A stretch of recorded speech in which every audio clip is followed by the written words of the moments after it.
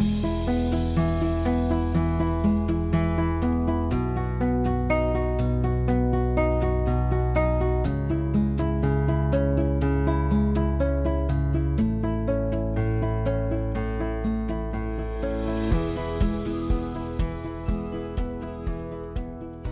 welcome to How We Met. I'm Sheryl Strich, and every month I get to interview a couple who tell their story about how they met.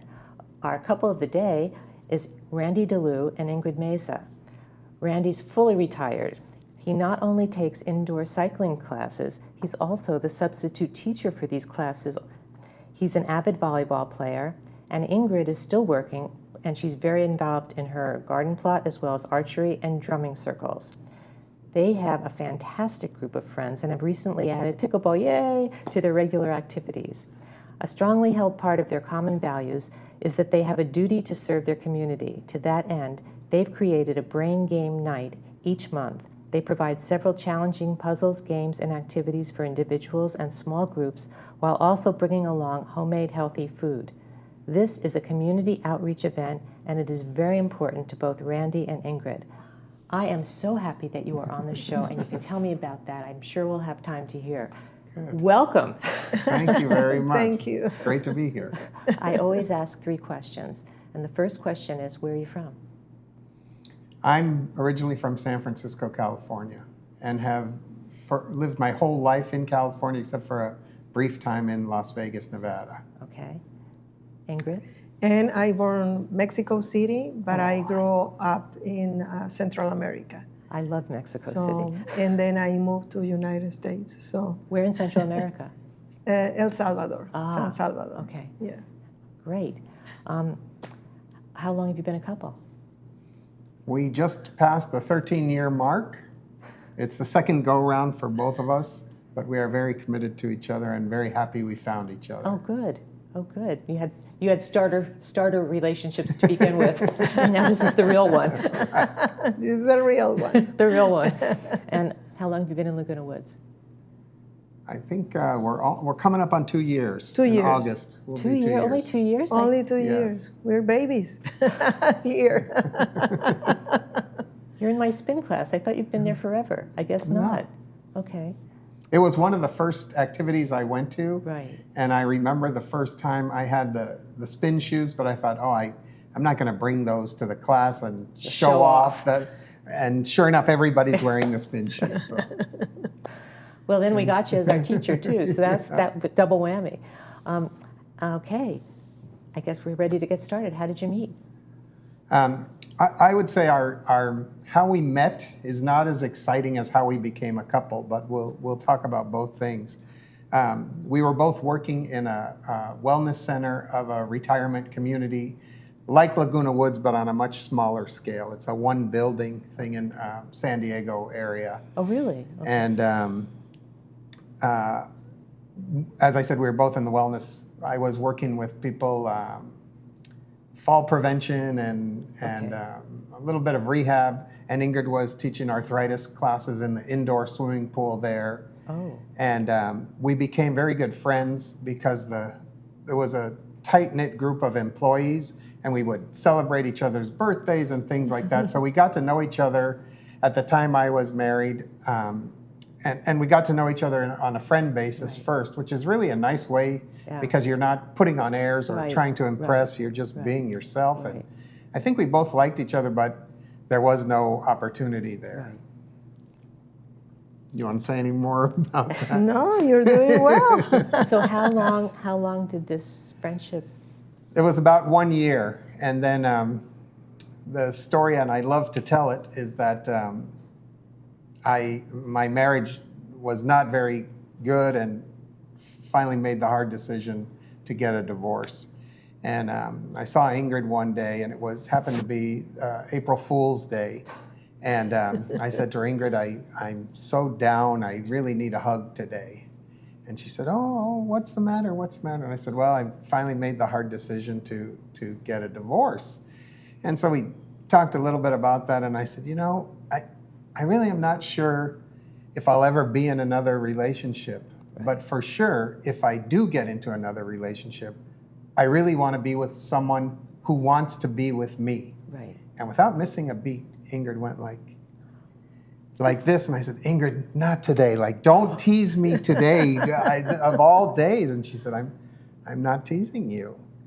And that sort of was the genesis of it right there. And then we made plans to go out together. How soon after that? Maybe the next week or so. Yeah.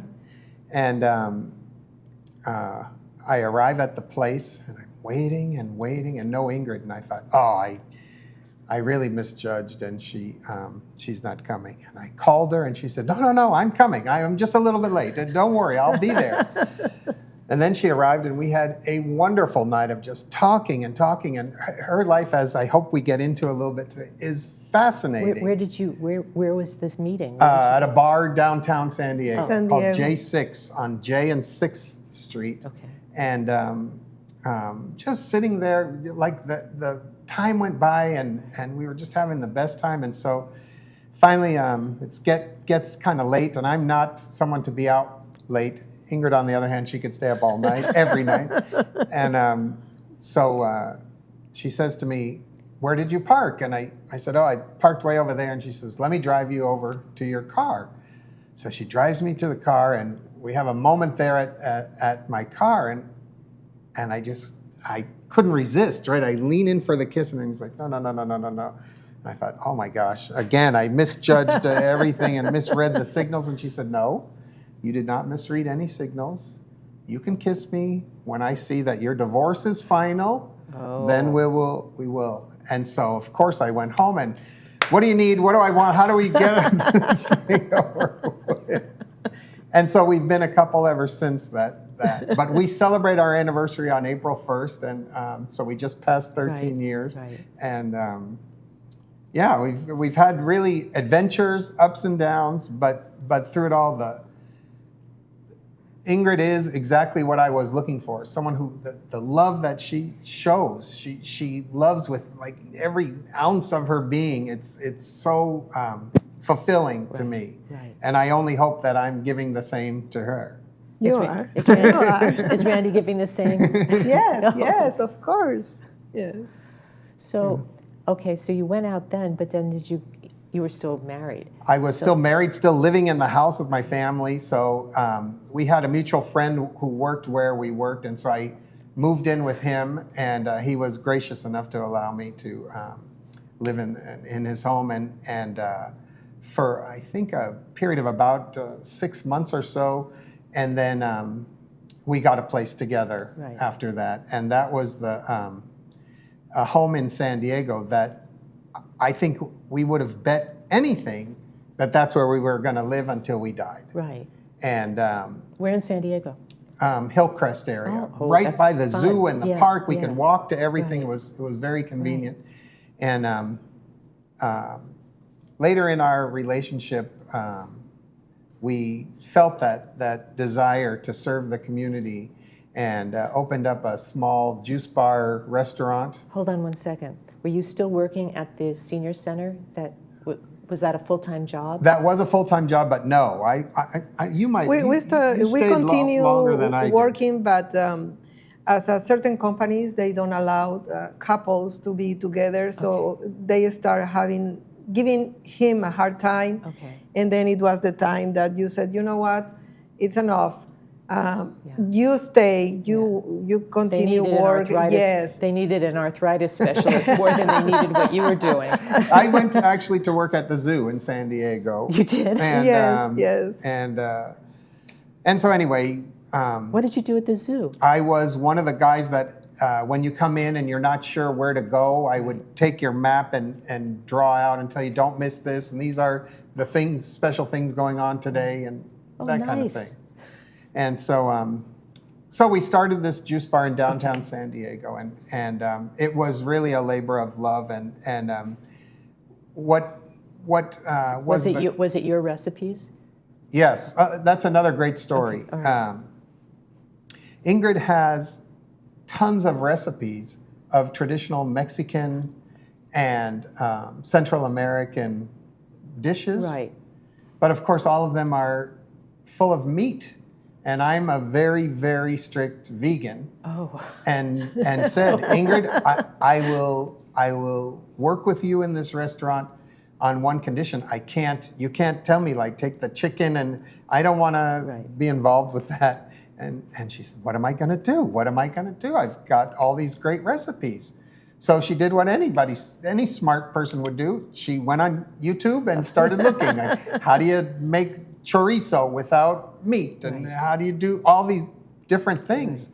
And she kept coming up to the same guy posting videos of how to make these same dishes that she wanted to make vegan style. And this is before the juice bar. This is before we opened, but we are already in the process. Oh, okay, all right.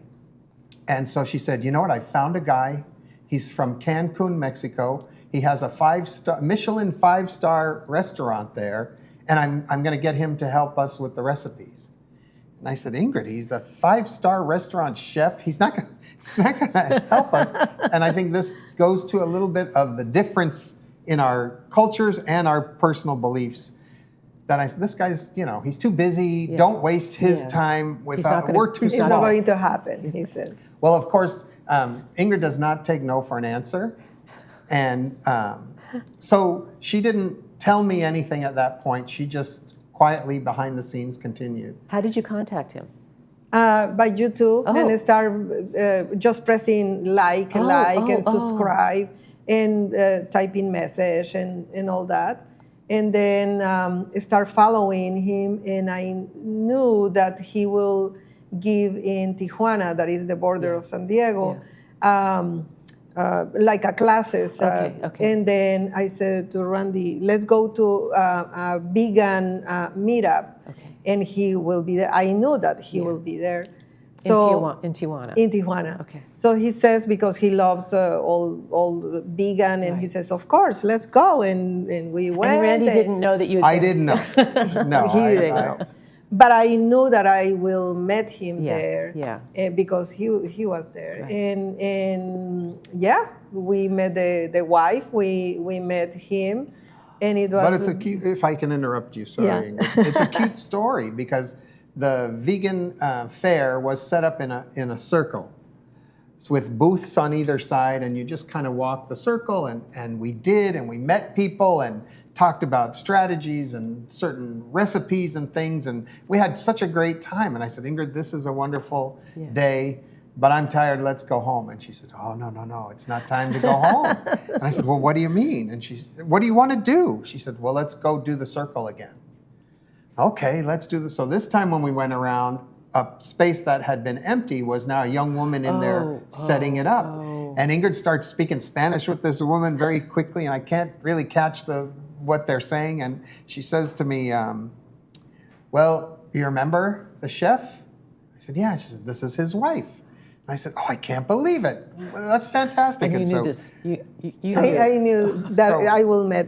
We speak with her a little bit, and I said, okay, now today has been a huge success. Let's go home. And she said, no, we cannot go home. I go, well, what do you mean? She said, he's here. But he's teaching a class right now, and when he finishes, he's going to come here. And I said, well, Ingrid, do you mean we're just going to sit here and wait for him? And she said, yes, we are going to sit here and wait for him. And we did. And here comes this guy that he's a grown adult, but he had such a boyish face. And when he walked up, his wife said, this is Ingrid. And he said, Ingrid Meza from San Diego? And I thought, oh my God, he knows who you are. And he couldn't have been more humble and more kind, and said, what do you need from me? What can I do? How can I help you? And we ended up forming a beautiful friendship with this guy. Beautiful friendship. So much so that one of Ingrid's family members got married in Cancun a year or two later. And when we went out there, we contacted him and said, we'd like to see you in the restaurant. And he said, no, you come to my house and I'll cook for you. Oh my. And he did. And just very fantastic humble. guy. And we're still in touch. And you're today. not competitors with him. You're just carrying on his recipes. Correct. Or you did. Correct, yeah. Oh my. So he gave you recipes for the juice bar. And then once, I would say a couple of years in, we were, I guess you could say, experts enough that we started fooling around with recipes ourselves. And one day Ingrid would say, we're making this thing. And I said, what is that, Ingrid? She said, it's panna cotta. I said, I don't know what that is. And she explained what it is. And sure enough, that's something we put out there. I'm surprised that there would, maybe I just don't expect it, but I was surprised that there would be a vegan conference in Tijuana.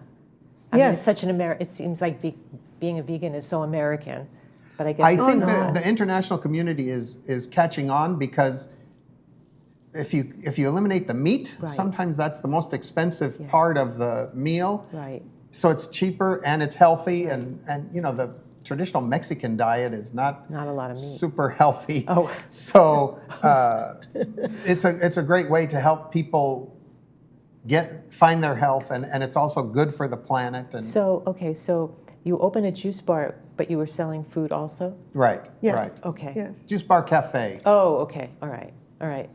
Okay, so you... And then this guy, he helped with some of the juice recipes, smoothie recipes, and as I was saying, we did a lot on our own. And this is downtown San Diego? Downtown San Diego. So there's a lot of business people who are going to be coming to this. Or is it near the ballpark? So on the Padres game day, we had a lot of people passing through.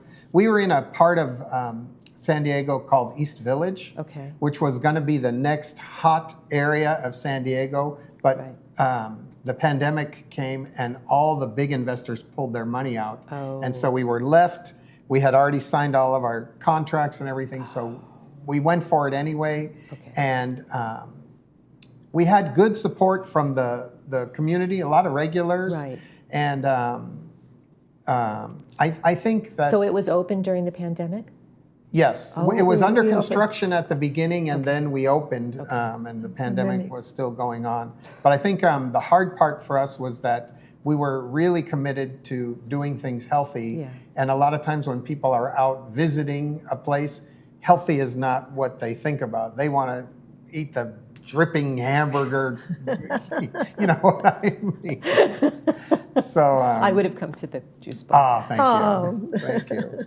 We did have some very nice stories. We had a young boy who had, I can't remember the disease, Ingrid might remember, but his mother just said, here's my credit card, whatever he wants, you just keep giving him this. This is Even keeping the him alive. juices and all Do you remember that. what he was suffering from? I don't remember, but it was a special juices that he needed at that point. That cabbage juice, Cabbage juice, that right. it's very unique and just for certain things, but very, very, we help a lot of people and they help us too. It was mutual.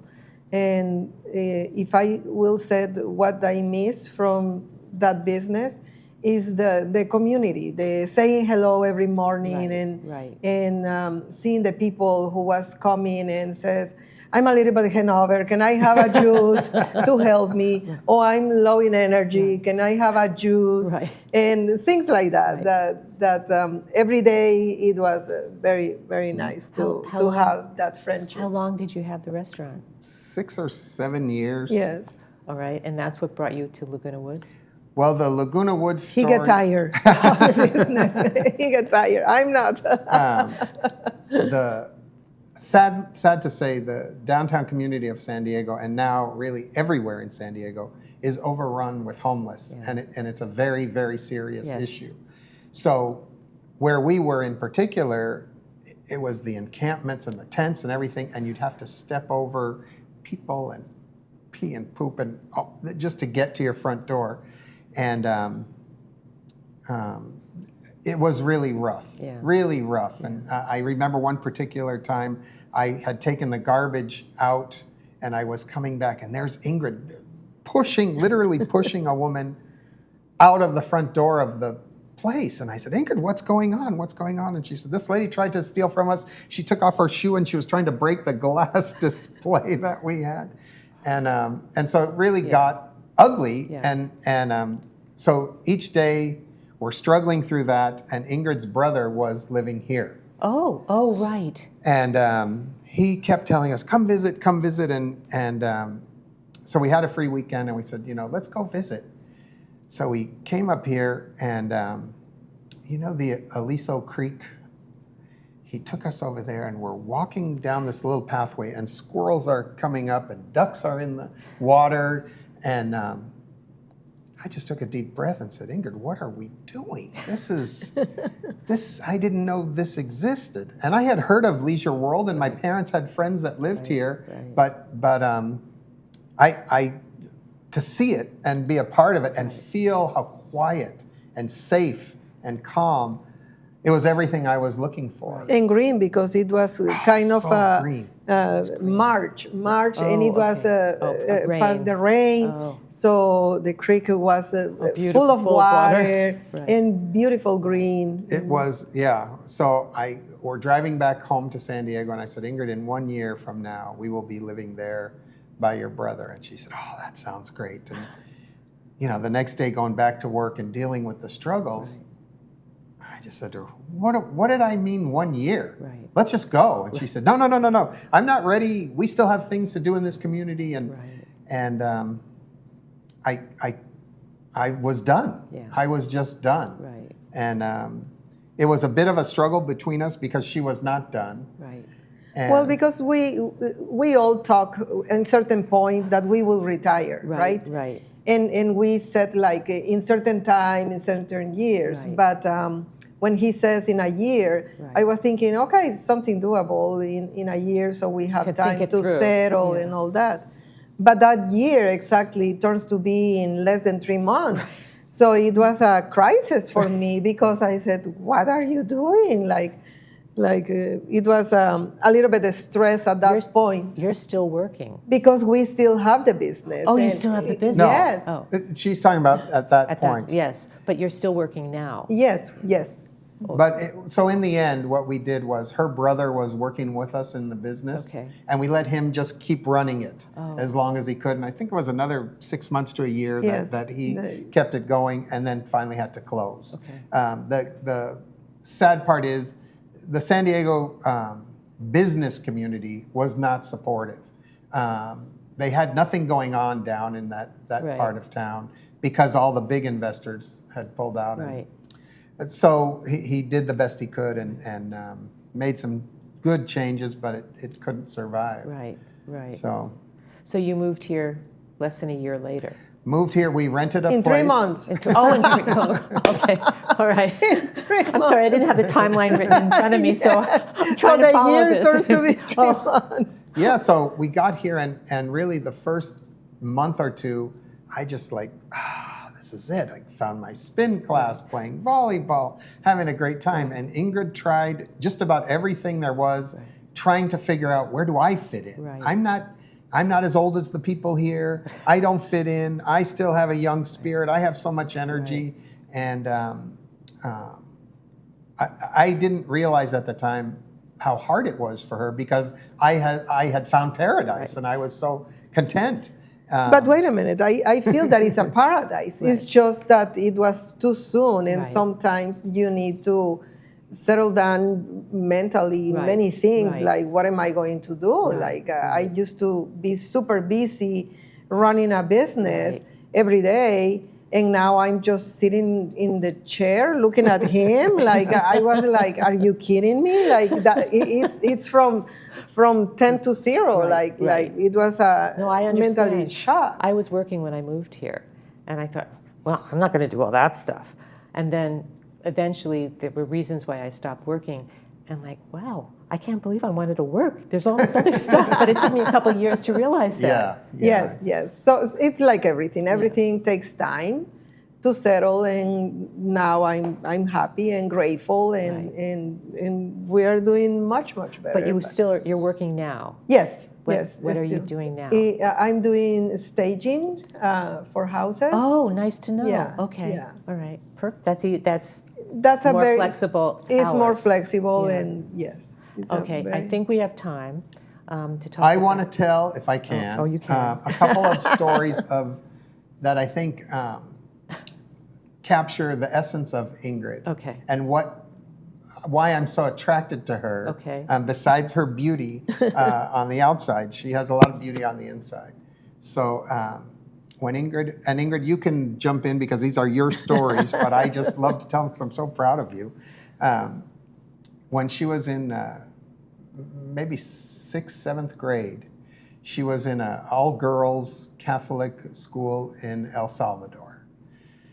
And that country at that time, there was no middle class. You're either wealthy or you're poor. Yeah. And sadly, the school was on a hill, and as you got to the back fence and could look down the hill, there were people living in cardboard boxes Right. there. And so each day when her and her friends would have break time, they would look down and see these families struggling. And there was one woman in particular who had so many children, and Ingrid could see her holding a new baby thinking, oh, why did you have another child?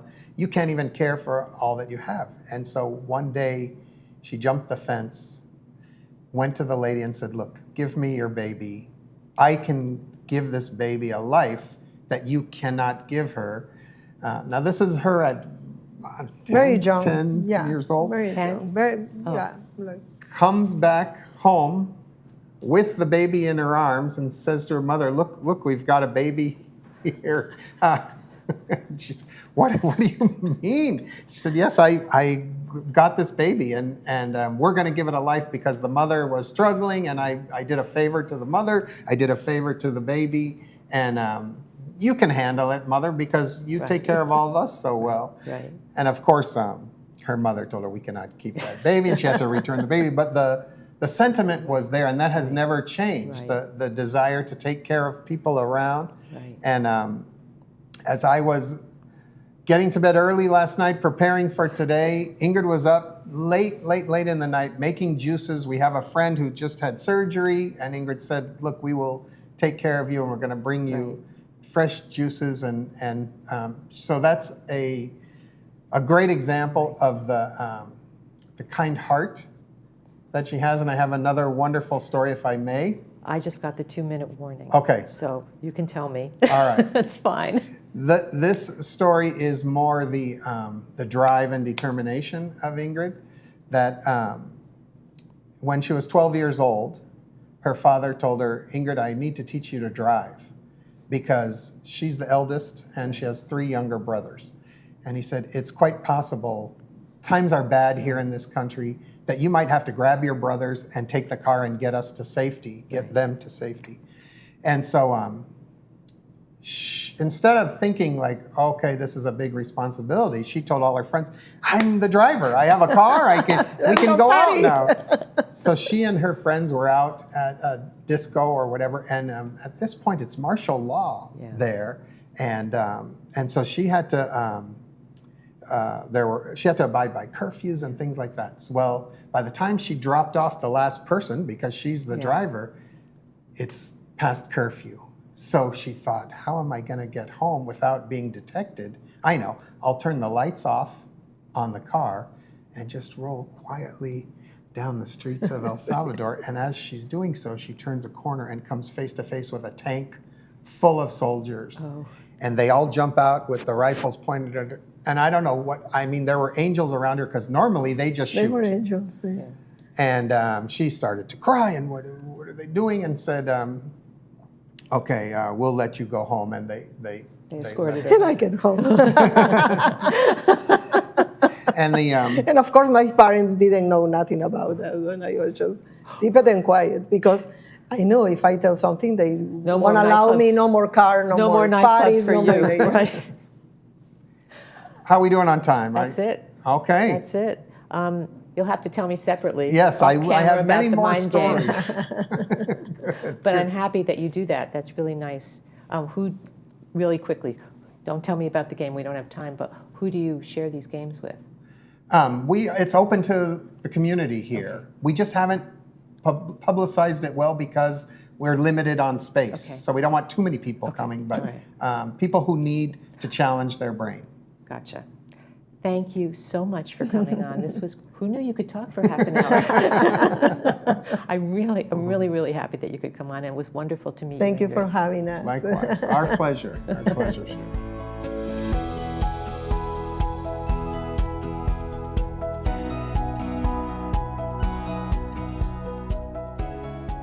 If you'd like to come on to the show, Email us at lwvcouples@gmail.com. Include your name, phone number, and email address, and brief description of your story.